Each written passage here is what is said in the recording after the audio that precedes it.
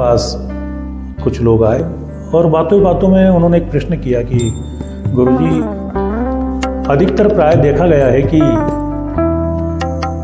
कोई भी मनोरथी जब अपना मनोरथ सिद्ध करना चाहता है, ब्राह्मणों के द्वारा अनुष्ठान कराता है, कर्म कराता है, और उस कर्म के बाद भी उसका फल कहीं दिखाई नहीं देता है। तो ऐसा क्यों है?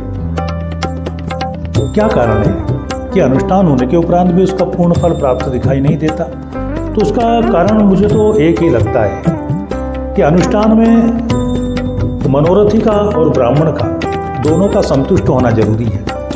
अगर ब्राह्मण अपने अनुष्ठान कर्म में यजमान को, मनोरथी को अपनी पूजा अनुष्ठान से संतुष्ट करता है कि हाँ विधिवत मेरा कर्म हुआ, विधिवत मेरी पूजा हुई है, और अगर यजमान मनोरथी ब्राह्मण को दक्षिणा देकर संतुष्ट करता है कि हाँ मुझे विधिवत दक्षिणा प्राप्त हुई है, और जब दोनों ही संतुष्ट होते हैं तब वो अनुष्ठान का पूर्ण फल प्राप्त होता है। और अगर दोनों में से एक मनोरथी ने अगर सोच लिया कि ब्राह्मण ने कर्म जो कराया उससे मैं संतुष्ट नहीं हूँ, कुछ न कुछ कमी है, या ब्राह्मण अगर सोचे कि यजमान का कर्म मैंने किया परंतु दक्षिणा मुझे कम प्राप्त हुई है, उचित दक्षिणा, यथोचित दक्षिणा मुझे प्राप्त नहीं हुई है, तो ये दोनों ही बातों में अनुष्ठान पूर्ण नहीं माना जाता। जब तक दोनों समाहित मन सह, दोनों का मन एक जैसा नहीं होगा, दोनों प्रसन्न नहीं होंगे, तब तक उस अनुष्ठान की पूर्णता नहीं हो सकती, और परमात्मा की वो कृपा के पाने के अधिकारी भी दोनों नहीं हो सकते। न तो ब्राह्मण और न तो यजमान,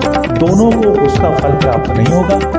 न वो ब्राह्मण उस दक्षिणा से असंतुष्ट होकर जीवन में सुखी हो सकता है, न यजमान उस अनुष्ठान को कराकर सुखी हो सकता है। तो दोनों को सुखी होने का और दोनों को उस अनुष्ठान के पूर्ण फल प्राप्त करने का एक ही उपाय है, दोनों को संतुष्ट होना जरूरी है।